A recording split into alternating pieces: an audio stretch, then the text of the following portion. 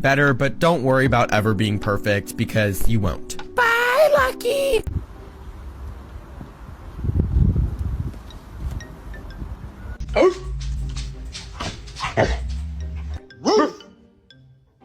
This dog is always so excited to get his haircut. This is Charlie, and he's a Coton de Tillier. I know I said that wrong, and it sounded like I was casting a spell, but look, I got a new pair of Crocs. They're so cute. Charlie's parents said they wanted everything off of him, like completely bald all over. So I pre-shaved before the bath.